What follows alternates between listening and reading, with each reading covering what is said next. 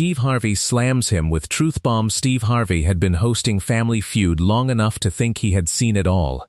He had watched families laugh together, cry together, and sometimes fall apart right there on national television.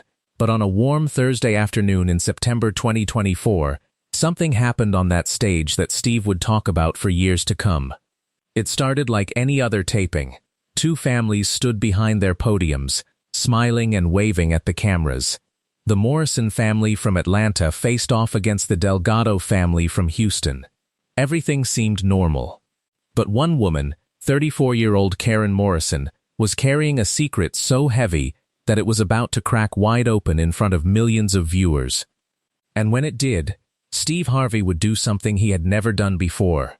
He would stop the game, look a man dead in the eyes, and deliver a truth bomb that would leave the entire studio in stunned silence. Because sometimes, the most important answers on Family Feud have nothing to do with the survey. To understand what happened that day, you need to know who Karen Morrison really was. Karen grew up in a small town outside of Macon, Georgia. Her mother, Dorothy, raised 3 kids by herself after Karen's father walked out when Karen was just 7 years old. Dorothy worked 2 jobs. She cleaned offices during the day and stocked shelves at a grocery store at night. She never complained.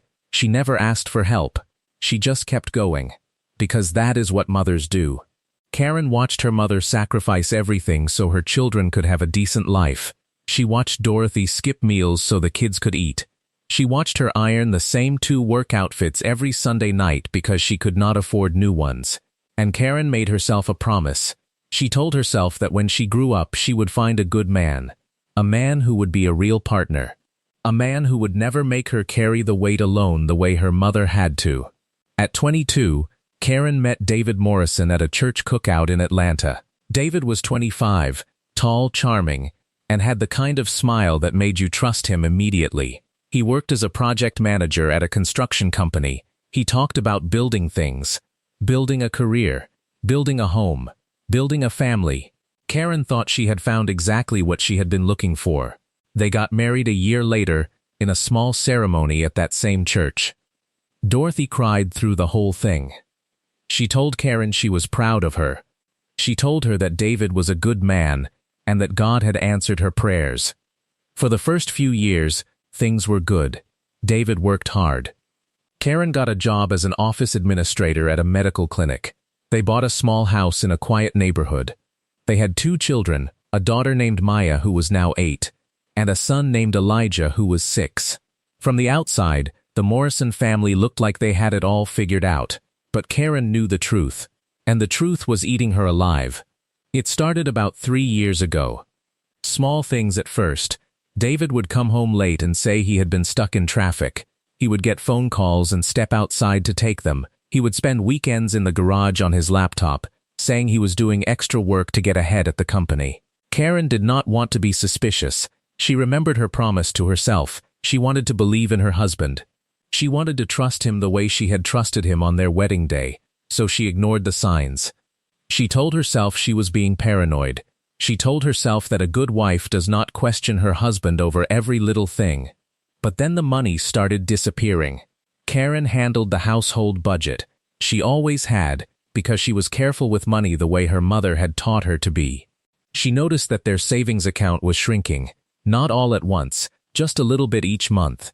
$200 here, $500 there. When she asked David about it, he said he had been investing in a side project at work. He said it was going to pay off big, and that she just needed to trust him. So Karen trusted him. For another year, she trusted him. Then one morning, while David was in the shower, his phone buzzed on the kitchen counter. Karen glanced at the screen. It was a notification from a banking app she had never seen before. The preview showed a balance of over $40,000. $40,000 sitting in an account that Karen knew nothing about. Her hands were shaking as she set the phone back down. She did not say a word. She did not confront him. Instead, she did what her mother had always taught her to do. She stayed calm, and she started paying attention. Over the next 2 months, Karen quietly put the pieces together. David had been siphoning money from their joint accounts and funneling it into a separate account under his name only. He had opened a credit card she did not know about. He had taken out a small business loan using their house as collateral without telling her. The side project he kept talking about was real, but it was not a work thing. David had been secretly building a business with his college friend, pouring their family's money into it without Karen's knowledge or consent. He had risked their home, their children's stability, everything they had built together, and he had done it all behind her back. Karen felt something break inside her. Not her heart exactly. Something deeper than that. It was her trust. The one thing she had valued more than anything else in her marriage. The one thing she had specifically looked for in a partner because she had watched her mother suffer without it. Gone, shattered, and David did not even know she knew. For weeks, Karen walked around the house carrying this weight. She cooked dinner. She helped the kids with homework. She kissed David goodnight. And every single night after he fell asleep, she would go to the bathroom, close the door, and cry as quietly as she could so the children would not hear. She thought about confronting him 100 times, but every time she tried, she would picture Maya and Elijah. She would picture the life they had, the house, the neighborhood, the school they loved, and she would tell herself that maybe she should just let it go. Maybe she should just swallow it and keep the family together the way her mother would have done. But then something happened that changed everything. Karen's mother, Dorothy, came to visit for a weekend. On Sunday morning, while the kids were at church with David, Dorothy sat across from Karen at the kitchen table and said 5 words that cut right through everything. "Baby, what is he doing?" Karen had not told her mother anything. She had not said a single word. But Dorothy knew. The way mothers always know. She could see it in Karen's eyes. She could hear it in the silence between Karen's sentences. She could feel it in the way Karen flinched every time David's name came up. Karen broke down. She told her mother everything, the secret account, the business loan, the lies, all of it. And when she was done, Dorothy reached across the table, grabbed her daughter's hands, and said something Karen would never forget. "I spent 20 years being quiet so you kids could have a roof over your heads. And you know what it got me? 20 years of being invisible. Do not be me, Karen. You are stronger than I ever was. Use your voice." 2 days later, Karen saw a commercial for Family Feud. They were looking for families in the Atlanta area. And in that moment, something clicked. Karen did not just want to confront David. She wanted the world to see who he really was. She wanted him to answer for what he had done in a place where he could not spin it, could not charm his way out of it, and could not make her feel crazy for being hurt. She signed the family up. David thought it was just for fun. The taping day arrived, and the Morrison family walked onto the set of Family Feud looking like the perfect American family. David wore a sharp blazer and that same $1,000,000 smile. Karen wore a blue dress that her mother had helped her pick out. Maya and Elijah bounced with excitement, thrilled to be on television. Karen's younger brother, Marcus, rounded out the team. The game started normally. Steve Harvey cracked jokes. The families laughed. The Morrisons were good. They were winning. David was especially charming, high-fiving his kids after every correct answer and pointing at Karen like she was his queen. Steve noticed the family dynamic. "Y'all are a beautiful family," he said during a break in the action. "David, you got a good thing going here, brother," David grinned. "Yes, sir, Mr. Harvey. I'm the luckiest man alive. This woman right here is my rock. Everything I do is for her and these kids." Karen smiled, but if you looked closely, really closely, you could see that the smile did not reach her eyes. The moment came during the head-to-head round. Steve read the question out loud. "Name something a husband might hide from his wife." The audience laughed. David laughed. He stepped up to the buzzer with confidence and slapped it first. "A purchase," David said smoothly, "like when you buy something and hide the receipt."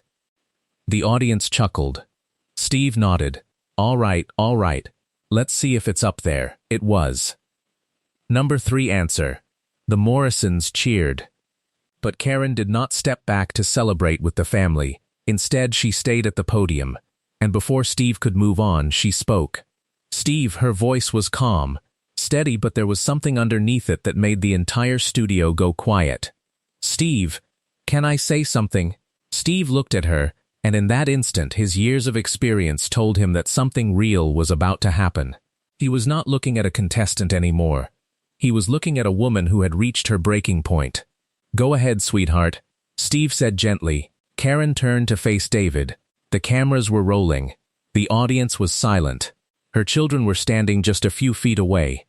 She knew this was the moment. There was no going back. "David, I know about the account." David's smile disappeared. Not slowly. It vanished like someone had flipped a switch. "I know about the $40,000, Karen continued, her voice getting stronger. "I know about the business loan you took out on our house. I know about the credit card. I know about all of it. You have been lying to me for 3 years." The studio gasped. The audience members looked at each other in shock. David stood frozen, his mouth slightly open, his eyes darting between Karen and the cameras. "Karen," David started, his voice low. "This is not the place for no." Karen's voice was firm now, not angry, not hysterical, just firm. "You chose to lie to me in our home, in front of our children, every single day for 3 years. So do not tell me about the right place." She turned to Steve, and now there were tears running down her face. "Mr. Harvey, I am not trying to make a scene. I just need someone to tell me if I am wrong for being hurt. Because for 3 years, this man has made me feel like I was crazy every time I asked a question. He told me to trust him, and I did, and he used that trust to gamble with our family's future without even asking me." The studio was dead silent. You could hear the air conditioning humming in the ceiling. Steve Harvey looked at David for a long moment. Then he set down his cue cards.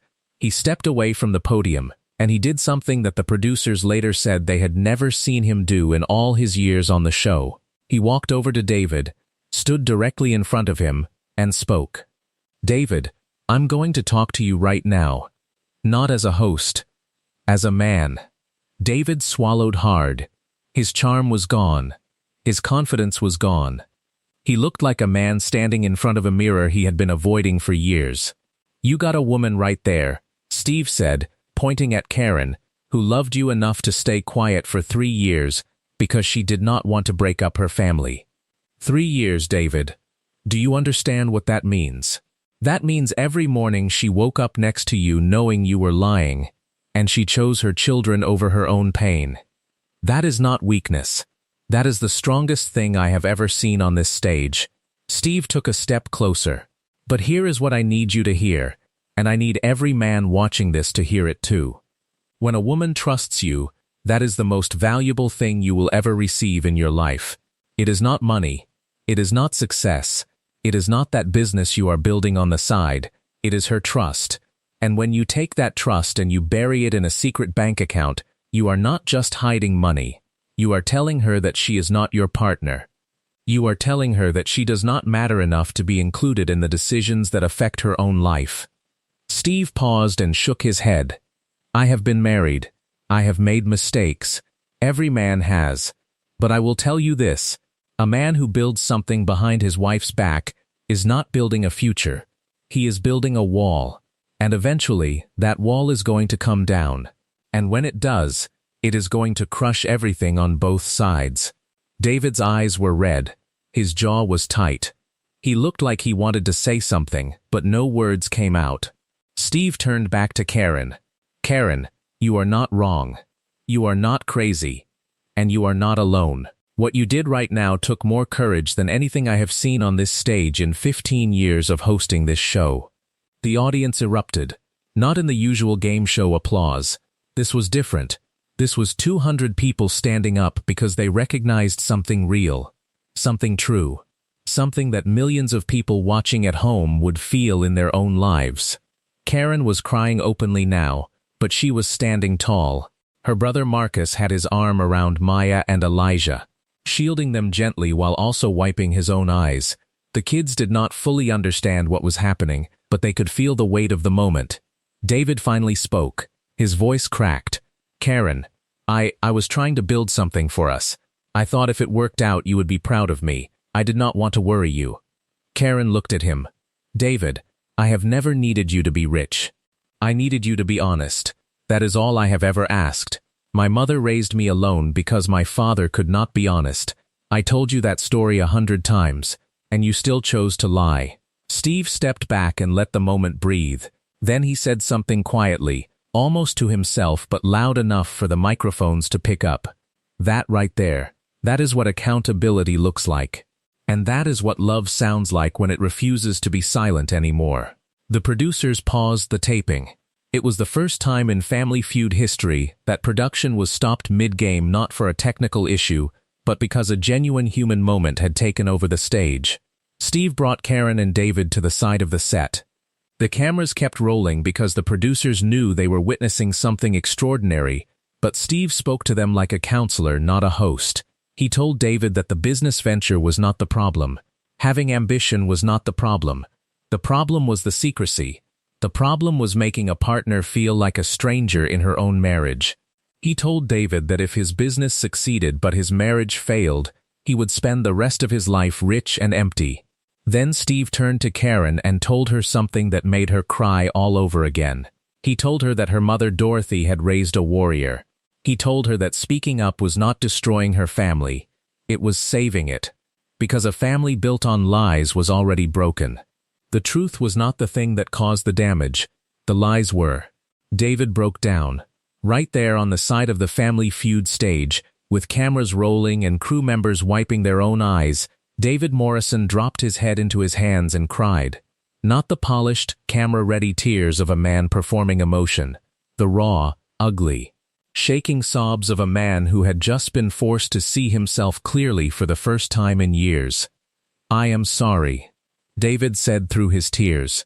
"Karen, I am so sorry. You deserve to know. You deserve to be part of every decision. I was scared. I was scared that if the business failed, you would see me as a failure. I did not want to be like your father." Karen stared at him. "David, my father did not fail because he lost money. He failed because he disappeared. You were disappearing too, just slower." That line hit the studio like a thunderclap. Steve Harvey turned away from the cameras for a moment. When he turned back, his eyes were wet. "I tell you what," Steve said, addressing the audience and the cameras, "we are going to finish this game. Because that is what families do. They fight, they hurt, they tell the truth, and then they keep going. But I want everyone watching to remember this moment. Marriage is not a solo project. It is a partnership. And the moment you start making decisions without your partner, you are not protecting them. You are pushing them away." They finished the game. The Morrisons won. They even made it to Fast Money and took home $15,000. But nobody in that studio was thinking about the prize money. When the episode aired 6 weeks later, it became the most talked about moment of the entire season. The clip of Karen's confrontation and Steve's truth bomb went viral within hours. It was shared millions of times across every social media platform. News outlets covered it. Talk shows discussed it. Relationship therapists used it in their sessions as an example of what happens when communication breaks down in a marriage. Karen received thousands of messages from women all over the country. Women who told her that her courage had inspired them to have conversations they had been avoiding for years. Women who said they had been carrying the same kind of secret weight in their own marriages. Women who told her that watching her stand up on national television had given them permission to stand up in their own kitchens, their own bedrooms, their own lives. David, to his credit, did not run from the moment. He did not try to spin it or play the victim. In an interview 3 months later, he said that the most embarrassing moment of his life had also been the most important. He said that Steve Harvey's words had hit him harder than anything anyone had ever said to him. He said he had been so focused on not being a failure that he had become something worse. He had become a liar. David shut down the secret account. He brought Karen into every financial decision. He started going to counseling, both alone and with Karen. The business he had been building actually had potential, and once Karen was brought in as a full partner, it began to grow.